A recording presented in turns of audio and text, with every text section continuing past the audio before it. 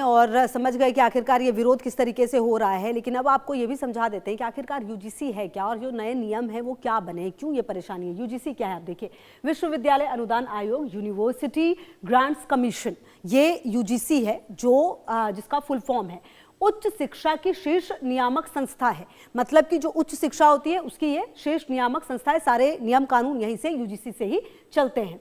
इसके अलावा अगर आप देखें तो शिक्षा मंत्रालय के अंतर्गत ये कार्यरत है। ये शिक्षा मंत्रालय के अंतर्गत ये काम करता है। विश्वविद्यालय को मान्यता देता है, मतलब कोई भी विश्वविद्यालय सही है नहीं है उसको ये मान्यता देता है यूजीसी ही। इसके अलावा कॉलेज और विश्वविद्यालयों को अनुदान भी देता है। जी हाँ, कॉलेज और विश्वविद्यालय और अच्छे से काम कर सके, फंक्शन कर सके, उसके लिए अनुदान भी दिया जाता है। शिक्षा के मानक और नियम तय करता है कि आखिरकार क्या पढ़ाया जाएगा, किस तरीके के नियम होंगे, तमाम चीजें यूजीसी की तरफ से तय किए जाते हैं। यूजीसी नेट जैसी परीक्षाओं का भी संचालन करता है। नेट जो कि कॉलेज में प्रोफेसर बनने के लिए एक तरह से समझिए जरूरी होता है, उसकी जो तैयारी है वो भी संचालन भी करता है यूजीसी नेट। इसके अलावा फर्जी विश्वविद्यालयों पर निगरानी होती है। मतलब कोई भी ऐसा विश्वविद्यालय जो कि अपने आप को विश्वविद्यालय कह रहा है लेकिन वो तमाम जो समझिए ग्रेड है वो पूरा नहीं कर पा रहा, तो उसकी मान्यता को भी रद्द करता है। यूजीसी को ये अधिकार होता है, निगरानी होती है फर्जी विश्वविद्यालयों पर, ताकि कोई भी व्यक्ति फर्जी विश्वविद्यालय में ना पढ़े, ताकि उसकी डिग्री ही मतलब सही नहीं होगी।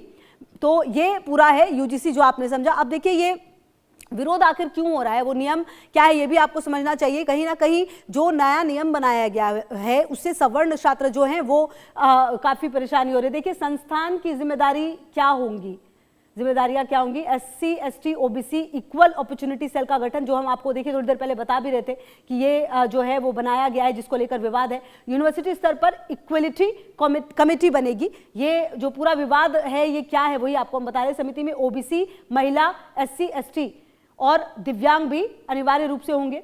शिकायतों की निगरानी और समाधान की जिम्मेदारी होगी। मतलब कोई भी शिकायत अगर लेकर जाएगा किसी भी तरीके की तो उसका समाधान होगा।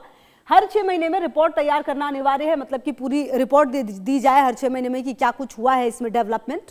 रिपोर्ट यूजीसी को भेजनी होगी, मतलब सीधा ये रिपोर्ट जो बनेगी वो यूजीसी को जाएगी। इसके अलावा हर विश्वविद्यालय और कॉलेज में ये अनिवार्य व्यवस्था की गई है कि ये एक विभाग बने।